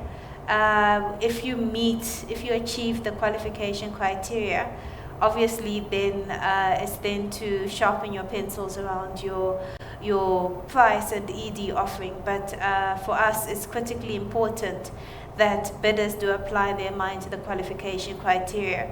We do spend a lot of time in formulating them to ensure that they're clear, as well as then the evaluation becomes quite difficult if bidders have not necessarily complied, and we just once again urge you to apply your mind fully to the qualification criteria. Thank you. Thank you very much, Lina. I think that's a very important point. I'm going to go to Azwi and then Elsa. You can get ready on your side. Azwi? Yeah, no, thank you so much, Mr. Maduna. For us, we would like to say that ESCOM is there to support you in this process and also to work with the IPP office and the department to make sure that you are able to have access to the grid. We've got a team in the head office that is there waiting to assist you. And we do also have a team in the provinces, in ESCOM offices, where they will be able to meet you at your convenience and make sure that we thresh those challenges that you might meet. Don't wait until it is too late. Apply where you are in doubt. Make sure that you make appointments with them. There are brilliant engineers out there who are ready to assist you to make sure that you submit your competitive bidders. Thank you. Thanks very much, Azwi. Appreciate ESCOM. It's the major stakeholder on this program. Without ESCOM, there's nothing that we can do. So we appreciate your participation. Elsa? Thank you, Maduna. I think my last words would be for the bidders would be to ask them to make sure that the models that they provide is clean of errors and it is easy to work through, but especially that the version of the model that is being used to generate the audit opinion on or any other confirmations on is indeed the same version that is submitted as part of your bid. We've had previous instances where there were differences, and it's important that the models are properly named and dated for that purpose. It will just make life much easier. Thank you, Maduna. Thank you very much, Elsa. And then over to you, Bernard. Your final words. Thanks, Maduna. I think I know you're going to do the vote of thanks, but I just wanted to thank the team, especially the IPP office, technical advisors, ESCOM, for putting together this RFP and within a short space of time. And again, the challenge that we are imposing to the bidders is that given the country energy crisis, we would like this energy to be on the grid as soon as possible. So please go back and look at the risk allocation as per the RFP and make sure you prepare your bids accordingly. I have touched on especially the three key areas that we are facing, not only as South Africa, but globally, the global supply chain challenges. It's important that the bidders, when they put together those bids, take that into account. We have seen that, in fact, not just us, but most countries that are running similar programs are facing this issue now of global economic challenges and how it's affecting the delivery some of the commitments that they've made. So please look at the risk allocation and prepare your bids accordingly. Otherwise, we're looking forward to see, as we mentioned, 176 CELs. So we're looking forward to receive 176 bids on the 11th of August. So thank you very much. And for those who joined us, I just got the number. We had over 800 participants online. So thank you very much, everyone. Thank you, Bernard. Thank you very much for everything and also for leading the team to do this outstanding work. And I just want to start by also thanking everyone out there for being with us today. It's really been an honor for me to chair the session and give everybody an opportunity to talk and also go through your questions. And I've already mentioned the fact that we will deal with those questions through briefing notes. But I think it's important to thank the IPP office team for everything that they've done. But before I go through the list, I just want to thank the department as well. I think it's, as you all know, that we manage the program on their behalf. So we thank them for trusting us with this work. In particular, the new DG, Jacob Mbele, and his team, we thank him. I think, Bernard, I know it hasn't been easy to pull through this program with all the difficulties associated with running the IPP office. Thank you for that, for standing in and continue, even though it was hard. Thank you very much. I'll start with Lina because she's closer to me and her team. Lina, I think, you know, I know the legal team had many sleepless nights. I'm not going to mention all of them by names, but we just want to say thank you for that. Without you guys, it would have been very difficult to pull through the program. You know, the program, it's a team of effort, you know, and everybody contributed. Pevelin and your team, I know the technical issues get tricky sometimes, but thank you very much to, I don't know whether you have a team, but anyway. Yeah, but you do have Kate, yeah, thank you, and your team.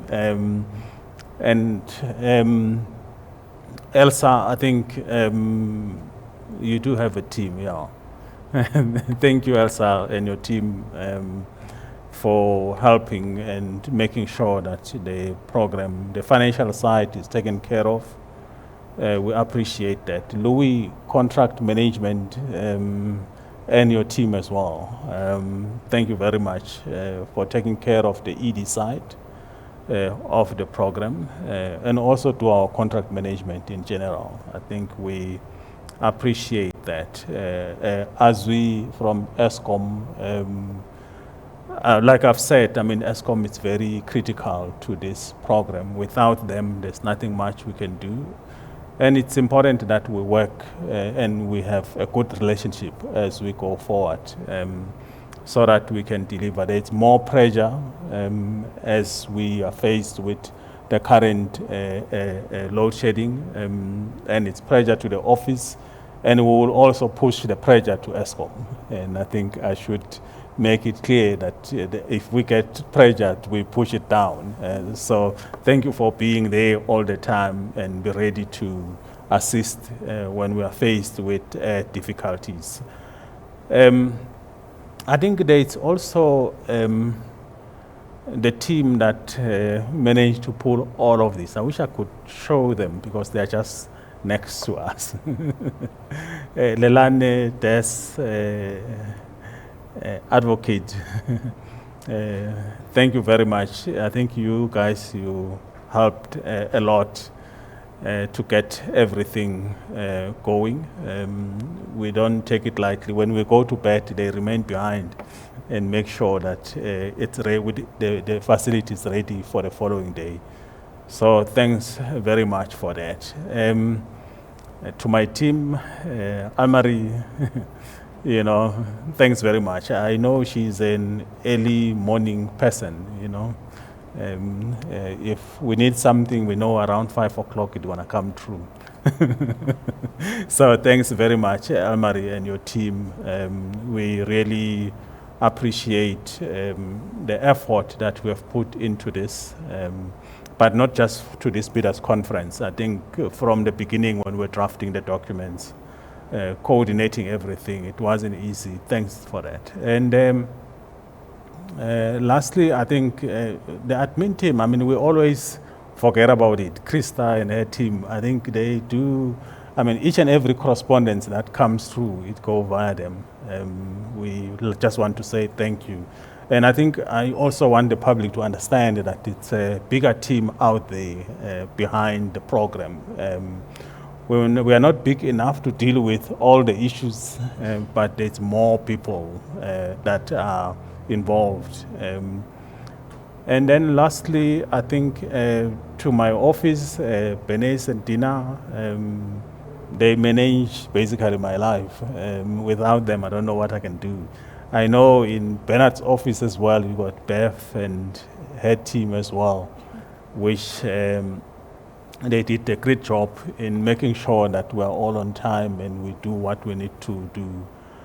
Thank you very much. I think from our side, I think we are done. And we thank everyone for coming and all the inputs. We noted even the points that probably we need to clarify and make it clearer going forward. And the issues that are of concern and that needs to be addressed as we progress the program, we noted all of those and we'll do our best to address them.